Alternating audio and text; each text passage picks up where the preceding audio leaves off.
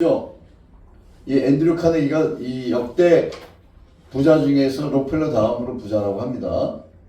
이 사람의 재산이 현대 재산으로 환산하면은 24조 5천억이에요. 24조 5천억. 24조 5천억. 야, 24조 5천억. 근데 이 사람이 33세 때 1868년입니다. 이때 그 쪽지에다가 유명한 글을 써서 서랍에 넣어뒀어요. 뭐라고 썼냐면은 사람은 분명 우상을 갖고 있다.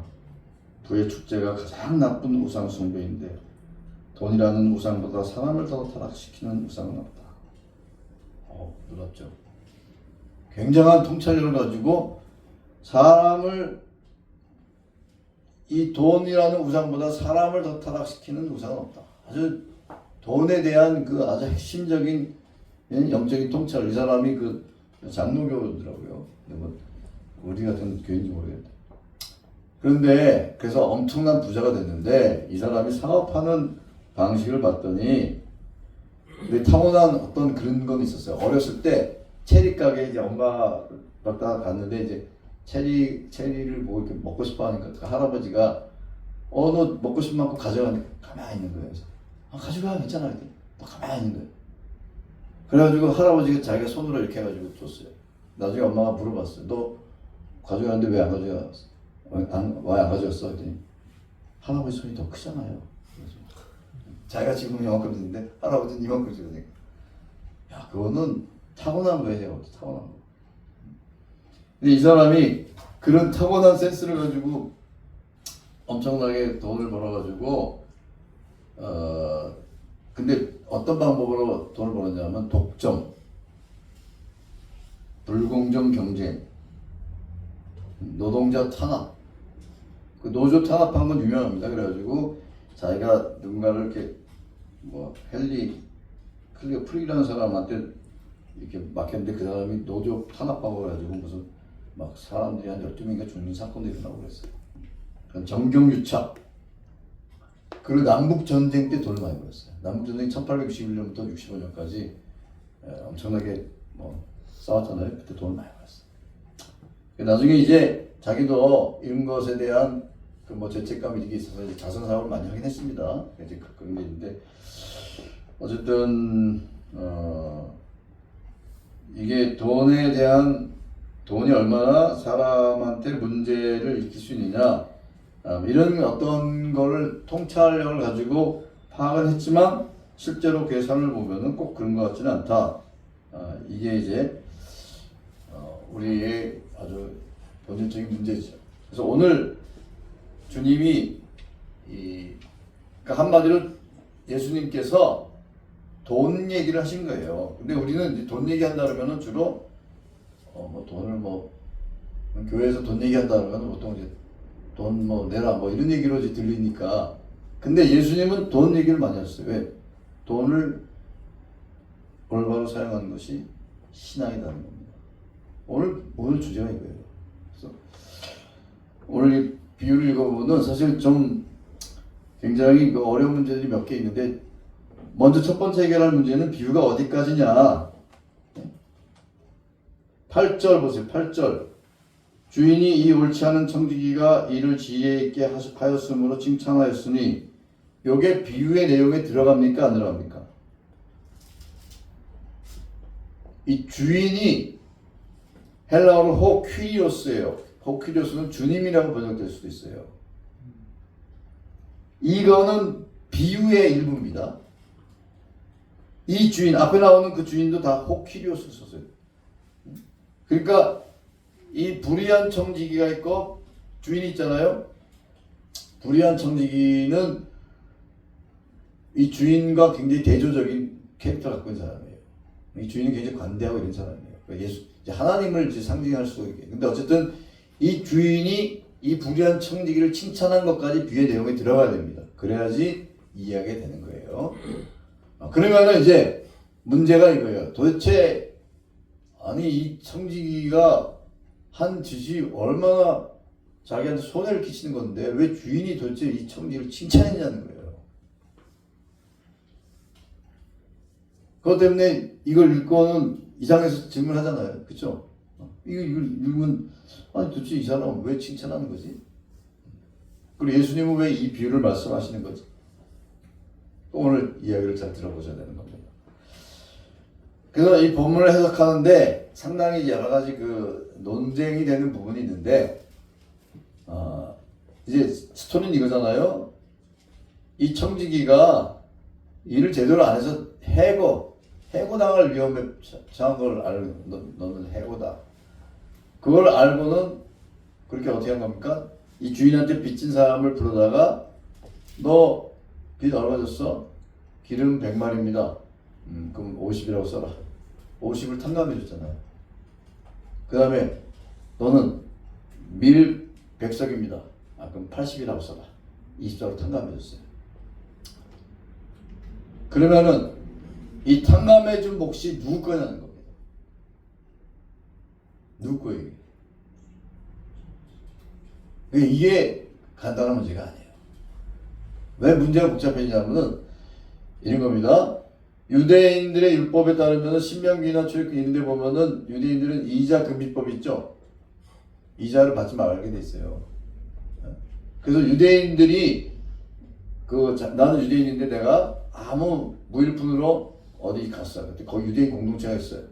그 유대인 공동체가 나 사업하라고 무이자로 돈을 빌려줘요. 무이자 대부협회라는 게 있어요. 무이자.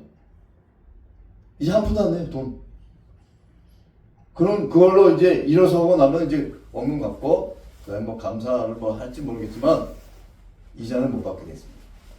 그래서, 그러면은 이 사람이 뭐 기름 100말, 밀 100석을 빌려줬는데, 그러면 도대체 무슨 이윤이 발생하느냐?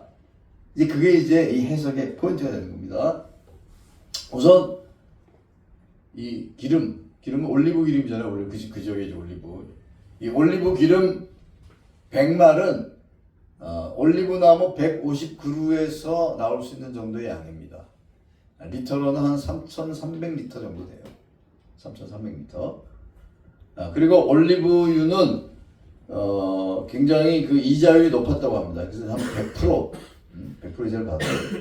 그러니까 이 주인이 이 사람한테 3,300리터 분량의 기름을 이제 빌려주고 거기에 대한 무슨 이윤을 받아야 될 거 아니에요. 근데 유대 사회에서는 이자를 받을 수 없다. 그러니까 처음에 기름을 50마를 빌려서도 100마리나 쓴다. 이렇게 주장하는 사람들이 있어요. 밀 100석도 마찬가지입니다. 이 밀 100석은 어느 정도 분량이냐면은 아까 그 기름 100말은 이 노동자의 한 3년치, 한 1000데나리온, 3년치에 해당되는 몫입니다. 3년치. 근데 밀 100석은 노동자의 8년에서 10년치 몫이에요. 어마어마한 거예요. 그러니까 여기는 20%, 여기는 50%예요. 탕감료. 밀 100석은 122,000평 정도 되는 땅에서 나오는 그 밀의 분량입니다. 어마어마합니다. 이게 리터로 따지면 4만 리터? 4만 리터. 어마어마한 분량. 이게 이제 탕감해주는 분량이 다른 거는 뭔가 물품 목록에 따라서 이자율이 다르기 때문에 그렇다. 그래서 이 유대 사회 경제적인 어떤 이런 데이터를 가지고 이제 이런 얘기를 하다 보면은 도대체 이 청지기가 이게 탕감해준 이 몫이 도대체 누구 거야? 그래서 이건 자기 몫이다. 원래 자기 몫으로 돌아올 것을 이렇게 탕감해준 것이다. 이렇게 주장하는 사람들도 있어요. 그래가지고 내가 받아야 될 커미션, 소위 말하는 커미션 있잖아요. 대출, 수수료 뭐 이런 거. 커미션 이걸 내가 안 받았다. 안 받고 그냥 이렇게 탕감해줬다. 이렇게 주장하는 사람들도 있는데 그러면은 이제 문제가 생기는 게 뭐냐면은 그러면은 이 탕감받은 사람이 고마워할 이유가 하나도 없는 거예요. 원래 나는 돈을 1억 원 껐어요. 껐는데 증서에다 2억 원이라고 써. 그래, 이 사회가 이런 사회니까 할 수 없어. 근데 나중에 1억, 너 1억만 갚아. 그러면 이 1억이 이제 되긴 했지만 그 고마움이라는 게 그렇게 큰 고마움은 아니라는 거지. 그러니까 이거는 처음부터 주인의 몫이라고 봐야 되는 거야. 주인의 몫. 주인의 몫이고 거기에 대한 이자를 어떻게 받았는지 우리는 알 수 없지만 뭔가 받았겠죠. 그런데 기름 100말, 밀 100세 이건 원래 주인의 몫이다. 주인의 몫인데 이 청지기가 옳지 않은 청지기가 그거를 탕감을 해준 거예요. 그러니까 탕감받은 사람 입장에서는 엄청 고마운 거지. 그리고 탕감받은 사람은 누구를 칭찬하겠습니까? 주인을 칭찬해. 주인. 아, 이 주인이 굉장히 관대하신 분이구나. 그리고 청지기는 여기서 무슨 이득을 얻어요? 내가 너 빚 탕감했으니까 나중에 나 좀 내가 잘리면은 좀 잘 대해줘. 이렇게 되는 거지. 그래서 이 이야기의 그 포인트는 뭐냐면은 이 청지기가 옳지 않은 사람이에요. 여기 불의한 청지기라고 했죠. 옳지 않은. 옳지 않은이라는 말은 이게 헬라어로 아디키아라는 말이 그럼 불의한 재판관이라는 그 비유 있죠. 누가 보면 18장에 불의한 재판관이 그 과부가 막그 좀 도와달라는데도 안 도와주다가 아유 나중에 귀찮아가지고 도와주고 불의한 재판관 나오죠. 똑같은 단어예요. 그러니까 이 청지기가 원래 이 사람 성격이나 성품이나 인격이 불의한 사람이에요. 옳지 않은 사람이에요. 이 옳지 않은 사람이 자기가 해고당해서 이제 먹고 살 일이 막힌 그 위기에 처하니까 머리를 부리다가 아 이렇게 하면 되겠다 그래가지고 증서를 주인 몫을 막 이렇게 막 기름 100마를 50말 쓰고 밀 100석을 80석 써서 20석을 탕감해줘요. 탕감받은 사람은 어마어마하게 탕감받은 거죠. 그래서 이 탕감받은 사람은 와, 이 주인이 관대한 사람이다. 그래서 이 주인이 굉장히 자기의 재산상의 손해를 받지만은 청지기가 이렇게 해가지고 자기는 이제 명성을 얻고 이런 데 대한 만족하고 그 다음에 이 청지기는 하는 짓을 보니까 야 이게 아주 이게 나쁜 놈인데 아주 일은 지혜롭게 하네. 자기 먹고 살려고 하는 걸 보니까 참 대단한 놈이네. 이렇게 칭찬했다는 겁니다. 그 칭찬의 어떤 그 뉘앙스를 우리가 정확하게 판단해야 돼요. 아니 자기 재산에 손실 끼치는데 뭘 칭찬을 해요? 그렇잖아요. 여러분들이 사장인데 여러분 데리고 있는 사람이 해발라 했더니 막 여러분 재산을 측내면서 자기 앞가를 나면 그 좋겠어요. 근데 일을 하는 게 지혜롭게 하는 거예요. 야, 이거 참 그 녀석 되게 참 지혜롭네. 그 칭찬했다는 겁니다. 이거 이해 가십니까? 얼굴 표정이 상당히 이게 어두운데 이게 이해가 잘 안 가는 듯한. 그러니까 이 비유에서 요점 뭐냐면은 이 주인은 굉장히 비유에 나오는 주인은 관대한 사람입니다. 관대하고 아마 갈릴리에는 부재지주라는 게 많았어요. 부재지주 뭔지 아시죠? 그 땅 맡겨놓고 자기는 어디 멀리 가 있는 사람. 그래서 아마 이 청지기는 법정 대리인이었을 것이다. 그래서 상당한 권한을 가지고 있었을 것이다.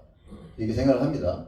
그래서 자기네 권한 가지고 주인의 재산을 막 함부로 막 깎아준 거예요. 탕감시켜준 거예요. 그러면 탕감받은 사람은 고맙죠. 그러니까 내가 나중에 이제 쫓겨나면 여기 나오잖아요. 여기 4절에 보면은 이렇게 하면 직분을 직분이 뭐야? 자기 청지기직이지.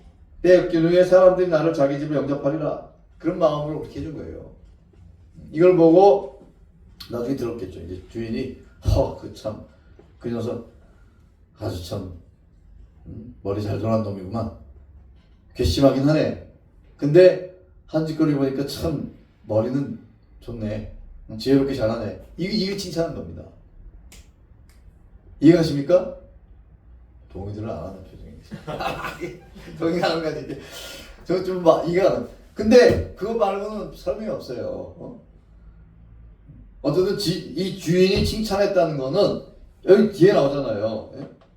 8절에 보세요. 8절에 주인이 이 옳지 않은 청지기가 이를 지혜 있게 하였으므로 칭찬했다. 지혜 있게. 이 청지기의 인격이나 어떤 가치관이나 성품이나 이걸 칭찬한 게 아니라 그놈 참 자기 먹고 살려고 일을 지혜롭게 했네. 그거 칭찬했다는 얘기입니다.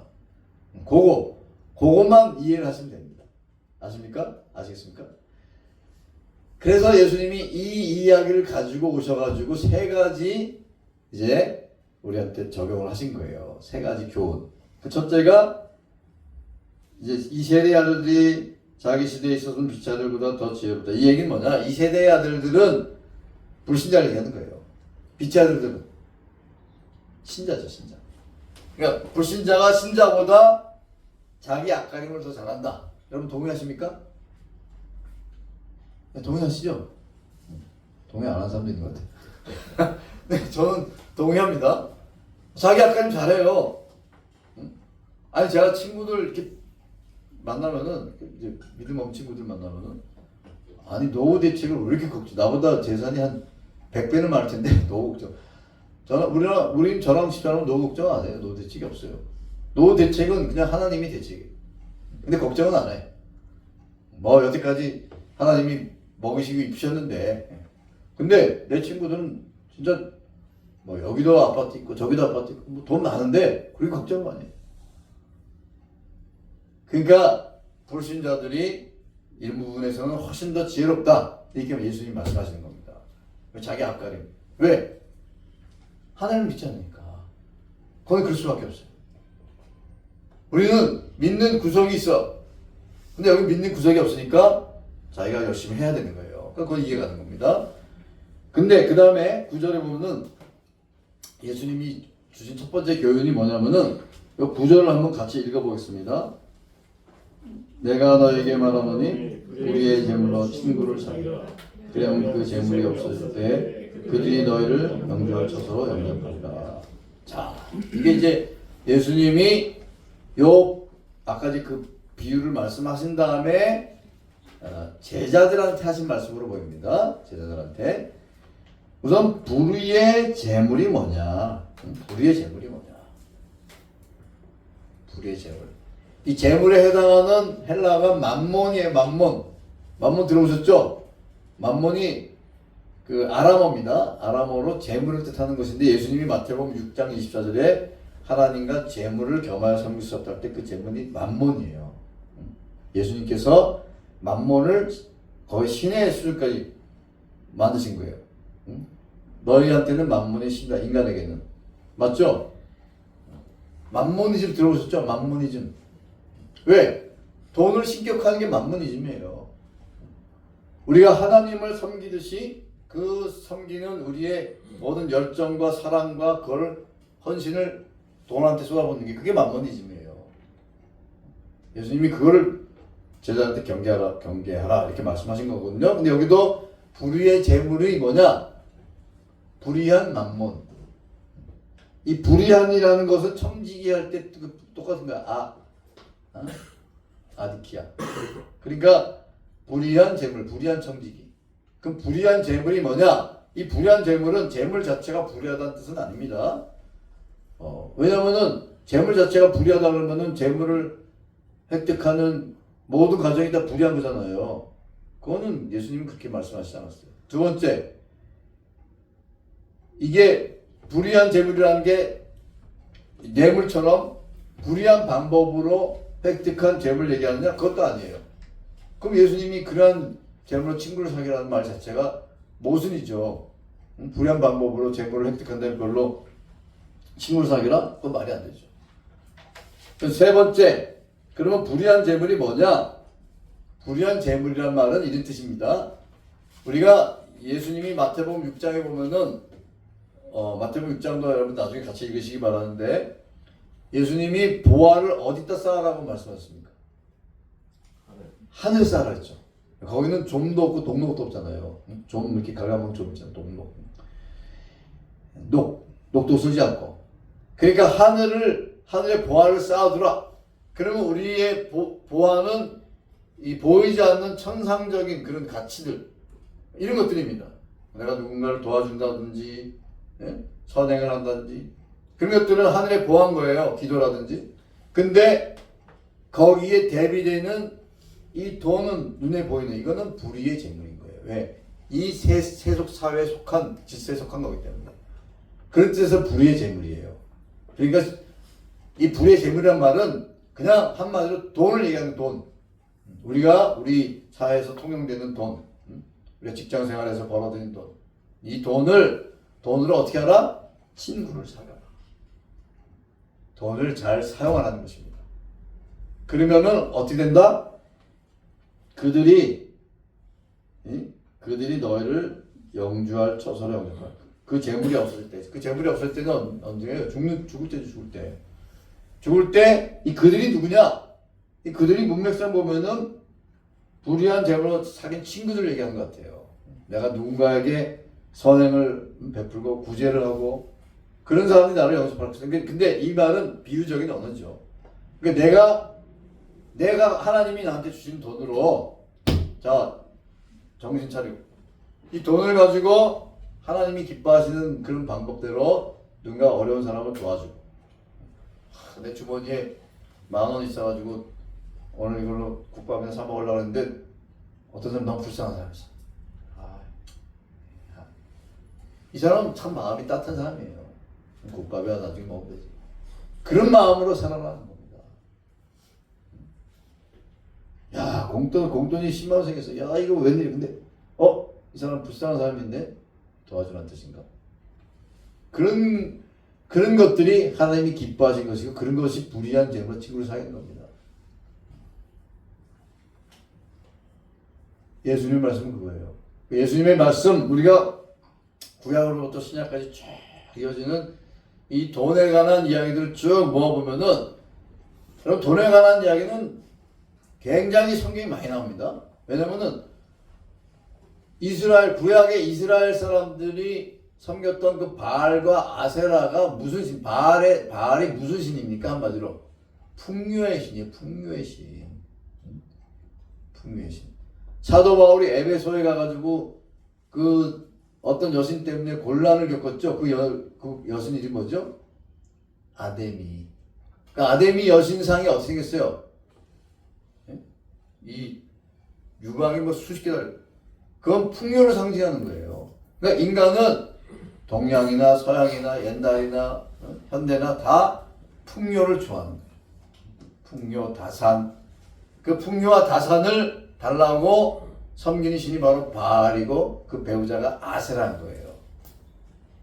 그래서 하나님께서 이스라엘 백성을 향해서 너 야훼 하나님만 섬기고 바알과 아세라 섬기지 말라고 그렇게 말씀을 훈계를 했는데 선전을 번성을 했는데 그 사람들이 안 지켰잖아요.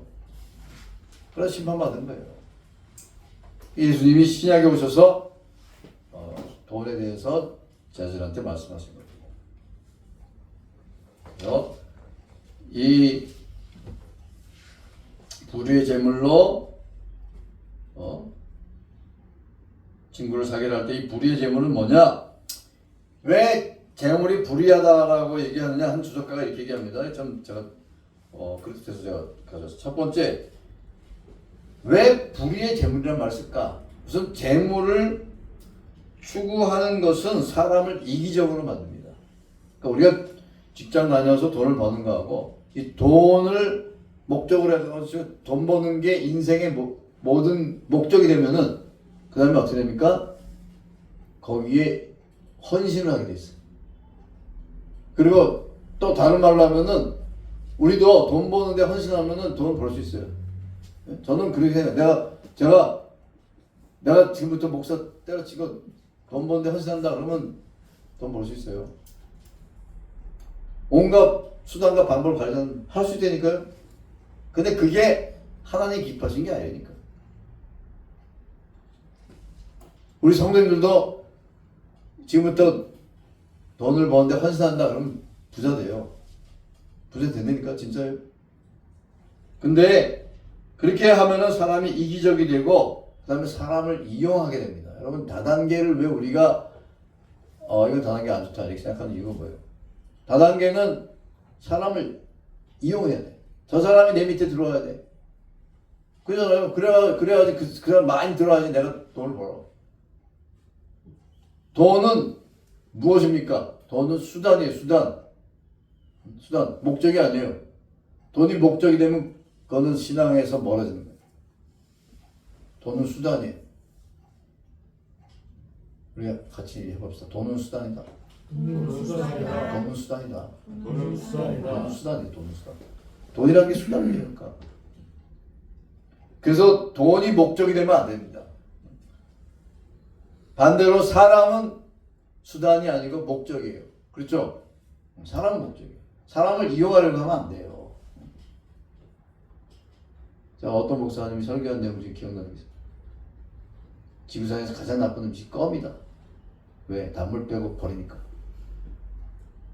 단물만 빨아먹고 버리잖아요. 껌은 모든 음식을 삼키는데 그건 나쁜 거예요. 사람을 이용해먹고 버리고 나쁜 거라니까. 근데 돈에 눈이 확 뒤집히면은 그렇게 되는 거예요. 돈이 목적이 되니까. 그렇게 되면은 하나님으로부터 멀어지고 하나님께 충성 못합니다. 내가 하나님의 자녀라고 하면서 돈 버는데 눈이 시뻘개지고 그러면은 그 다음 신앙은 하나님께 멀어지는 거예요. 그래서 예수님의 말씀은 이거예요. 돈이 세상을 지배하고 인간을 지배하고 인간의 질과 계급을 나누고 인간의 가치를 결정하는 이런 현실에서 불의의 재물로 친구를 사귀라는 말은 이 재물의 노예가 되지 말고 이 재물로 베풀라는 겁니다. 내가 베풀 수 있는 힘이 있을 때 감사해야 돼요. 여러분 감사하죠? 내가 누군가를 일으켜 세울 수 있는 힘이 있을 때 감사하는 거예요. 그 힘마저 없으면은 누가 나한테 밥술을 이렇게 입에다가 밥을 이렇게 넣어줘요. 그러면 이제 그때는 주님께 가까이 갈 때가 되는 거예요. 내가 베풀 힘이 있을 때 감사하고 그 베풀 힘이 있을 때 베풀어야 되는 거예요. 그렇게 되면은 천국으로 갈 것이다. 그 얘기입니다. 그들이 영주할 처소로 인도한다. 그게 뭐예요? 천국. 그렇게 천국 간다. 그러니까 우리가 오늘날 기독교가 나는 하나님의 은혜로 선택받았다. 예정받은 하나님의 예정을 받은 하나님의 자녀다. 요 믿음 가지고 살면서 하나님의 선택받은 백성은 반드시 구원받는다. 그건 좋죠. 그런데 그런 방식으로 살면서 이 성경의 이런 구절 내용들을 제대로 읽지 않으면은 여기는 뭐라고 돼 있어요? 돈을 제대로 베풀고 이런 사람들이 천국 간다는 거잖아요. 부자 나사로 얘기도 그렇죠. 부자 나사로 뭐 예수 믿었다는 얘기가 어디 있어요? 당연히 예수 믿어 구원받지만 그 예수님 믿은 사람이 어떻게 살아야 되는 거예요? 부자처럼 살면 안 되는 거예요. 부자는 괜찮은 사람이에요. 자기 친구들 맨날 부르다 파티하고 그랬어요. 그 친구들은 그 부자 엄청 좋게 생각했고, 야, 너는 뱃어.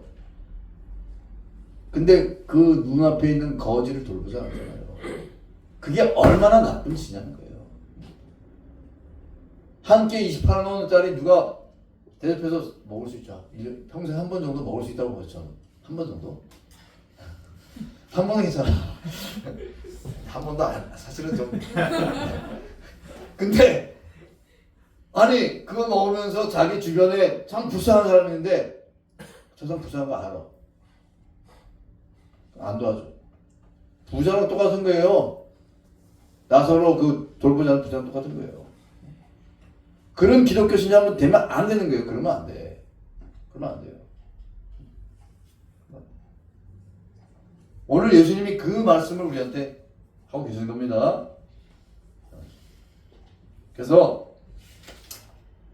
예수님이 또 그 뒤에 또 하신 말씀이 있어요. 자선을 베풀고 구제하는 것이 제자도와 자기 부정에 집중하는 것이다 이렇게 말씀하신 다음에 불의한 청지기가 주인의 소유를 옳지 않은 방법으로 사용하면서까지도 자기 장례를 준비했다 이거예요. 이 불의한 청지기는 나쁜 놈이죠. 좋은 사람이에요, 나쁜 사람이에요? 나쁜 놈이에요, 나쁜 놈. 비유의 주인이 봤을 때도 나쁜 놈이고 우리가 봤을 때도 나쁜 놈이에요. 이 불의한 청지기를 좋다고 생각하면 안 되는 겁니다. 이게 나쁜 놈이야, 아주 나쁜 놈인데 아주 머리는 잘 돌아가네 이거예요. 근데 이 나쁜 놈이 자기 앞날을 준비하기 위해서 아주 지혜롭게 머리를 잘 굴렸단 말이에요. 그럴 때 하물며 하나님의 자녀인 우리가 이걸 보고 이런 불의한 청지기도 하물며 이 불의한 재물을 가지고 이렇게 하는데 우리 믿는 성도가 어떻게 살아야 되겠냐 그 얘기입니다. 뭐 이 사람 돈 따서 이렇게 남의 돈 축내고 그런 뜻이 아니에요. 그게 아니라. 그러니까 우리 예수님 믿는 사람들은 재물을 옳게 사용해야 된다. 우리에게 주신 하나님이 베푸신 재물을 옳게 사용하여서 영원한 미래를 준비해야 되지 않겠느냐. 이런 얘기는 쏙 빼고 예수 믿으면 천국 간다 그러고 뭐 그 얘기만 하면서 돈 문제만 나오면 싹 아니 불교 신자보다도 더 못하다니까. 이게 어떤 사람 보면 그런 기독 신자는 너무 많아요. 불교 신자보다도 못해. 불교 신자는 이게 그 쌓잖아 자기가. 어? 자기 그러니까 뭐 그렇게 하는데 우리는 믿음으로 구원받았어. 그래가지고 돈 문제에 관해서는 아니 불신자보다도 못하게 살면 그게 기독 신자냐고요. 그러면 안 되지. 그러면서 두 번째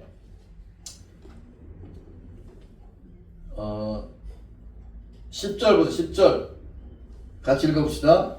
지극히 작은 것에 충성된 자는 큰 것에도 충성되고 지극히 작은 것에 불의한 자는 큰 것에도 불의하느니라. 너희가 만일 불의한 재물에도 충성하지 않으면 누가 참된 것으로 너희에게 맡기느냐. 네. 지극히 작은 것에 충실하지 못한 사람은 큰 것도 맡길 수가 없다. 그 얘기입니다. 불의한 재물에 충성하지 못하면 누가 참된 것으로 맡기느냐. 불의한 재물을 사용하는데 신실하다는 것입니다. 적절하고도 신실하게 사용하는 것, 이게 하나님 나라의 백성의 도리예요. 이게 나는 돈이 많다, 적다 그 문제가 아니에요. 돈이 많은 사람은 많은 대로, 적은 사람은 적은 대로 자기에게 하나님께서 맡기신 그거를 적절하게 사용하는 게 이게 중요하다는 겁니다. 그 다음에 이제 세 번째가 13절입니다. 13절 같이, 이 결론이에요. 같이 읽읍시다.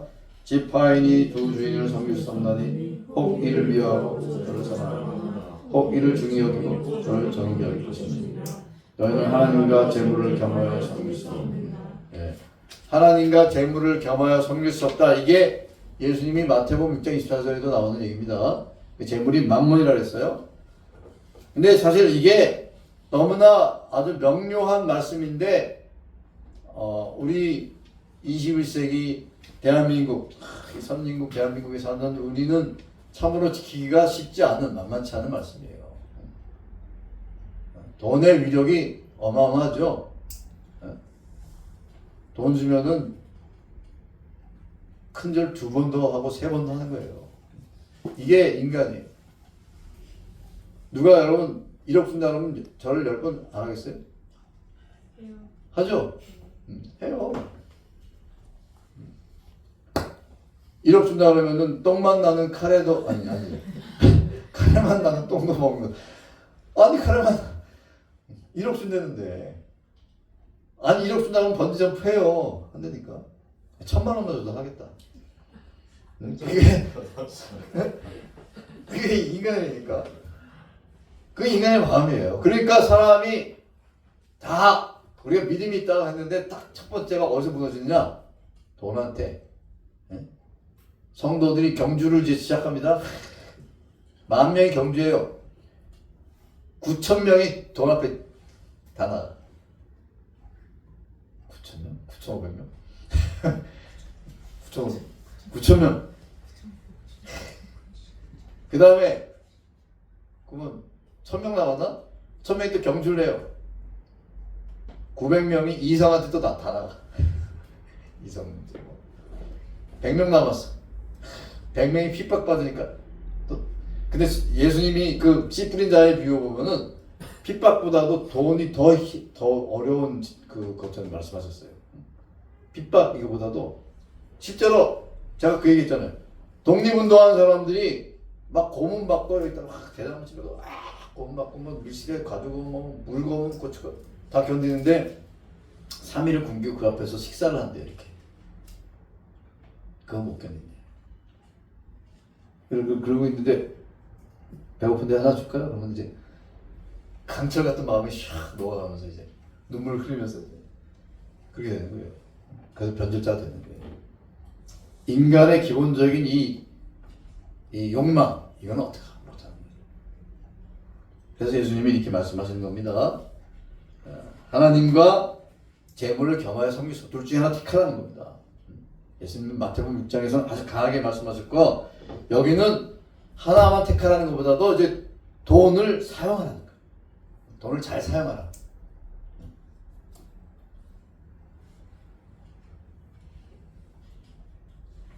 그래서 오늘 다시 말씀드리지만 청지기의 이 옳지 않은 행동 그 자체가 비유의 메시지를 찾아내는 어떤 포인트가 아니에요.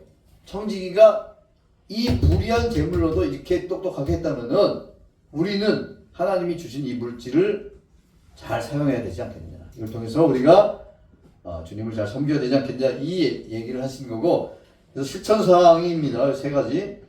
우리가 돈은 늘 우리 주변에, 인간은 어른 대화의 90%가 돈이라고 그러거든요. 매일 돈 얘기하는.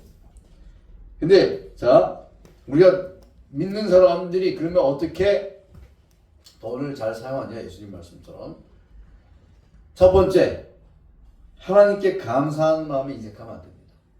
우리 성도들은 하나님께 감사하는 거 인색하면 절대로 안 돼요. 하나님께서 감사할 일을 주셨으면 감사를 표현해야 돼요. 그거는 정말 하나님께 감사하는 마음을 가진 자에게 하나님은 기뻐하시고 축복하시는 겁니다. 두 번째, 하나님이 주신 물질을 전부 자기 거라고 생각하면 안 됩니다. 나한테 주신 물질이 전부 다 내 거다.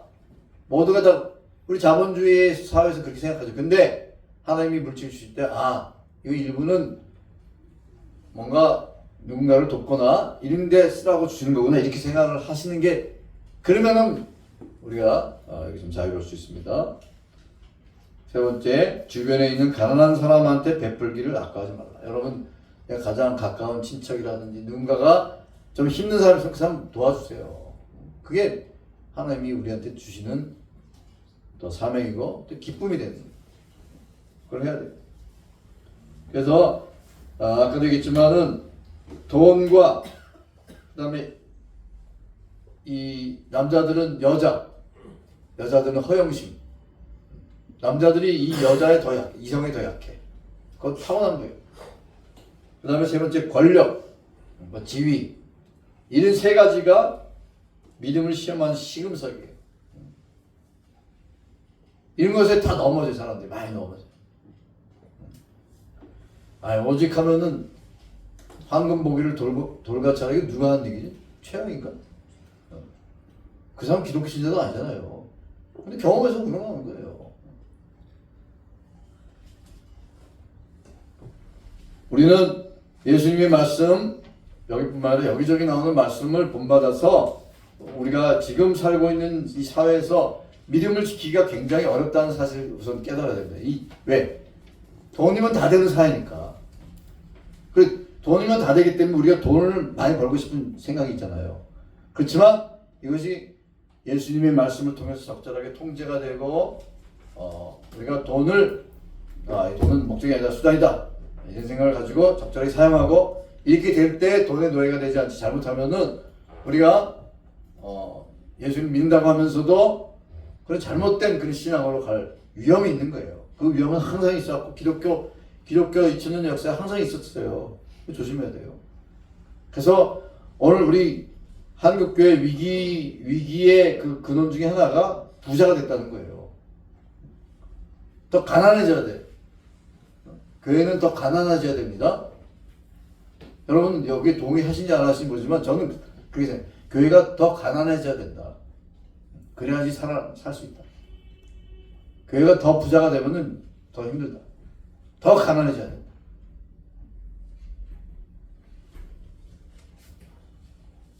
한 신앙인이 이렇게 얘기했습니다. 궁극적으로는 우리가 가장 강렬하게 사랑하는 것을 쫓아서 그것이 귀결되는 종착적인 영원이나 죽음에 도달하게 될 것이다.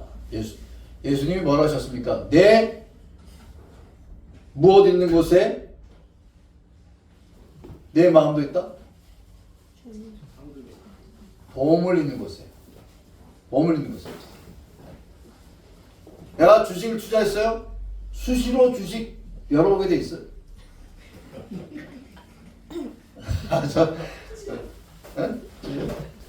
내가 집에다가 황금 덩어리를 하나 숨겨놨어. 누가 가져간다? 지은이가 이거 안 가져갔나? 지영이가 이거 알고 가져간 거 아니야? 열어보게 돼 있다니까요. 인간의 마음이에요. 그 사람이 뭐 신앙이 특별히 더 없어서 그런 게 아니에요. 내 보물 있는 곳에 내 마음이 있다. 예수님 말씀하셨잖아요. 어디서 오늘 설교 드려야 되고. 오늘 말씀을 듣고 성경이 분명히 예수님이 말씀하십니다. 돈을 사용하는 것이 믿음이다. 예? 돈을 잘 사용하는 것이 믿음이다. 예수님 말씀이에요. 돈을 잘 사용할 줄 아는 사람이 훌륭한 신앙인이다. 예수님 말씀이에요. 근데 이런 얘기는 안 하고 딴 얘기만 하면 안 되죠. 그래서 성도가 건강한 그리스도인으로 살아가기 위해서는 하나님이 오른쪽 주신 말씀, 이 옳지 않은 청지기의 비유를 늘 생각하시면서 또 제 설교를 듣고 또 이렇게 성경 본문을 좀 읽어보시면서 잘 새기고 믿음으로 살아서 이 불의의 재물이 나중에 천국으로 인도하는 그런 좋은 결과를 낳기를 주님의 이름으로 축원합니다. 기도하시겠습니다. 자비로우신 하나님, 오늘 주님 주신 말씀 가슴 깊이 새기면서 우리가 이 자본주의 사회 또 소비 사회에 살면서 돈의 위력이 어마어마하다는 것을 체감하고 사는 그런 시대입니다. 우리 성도들은 돈의 노예가 되지 않고 하나님을 주인으로 섬기면서 재물을 수단으로 사용해서 이 주님이 주신 말씀처럼 잘 베풀고 주님이 기뻐하시는 대로 사용하는, 그렇게 함으로써 하나님을 기쁘시게 하는 참된 믿음의 백성 될 수 있도록 축복하여 주옵소서. 감사하며 예수님의 이름으로 기도하옵나이다.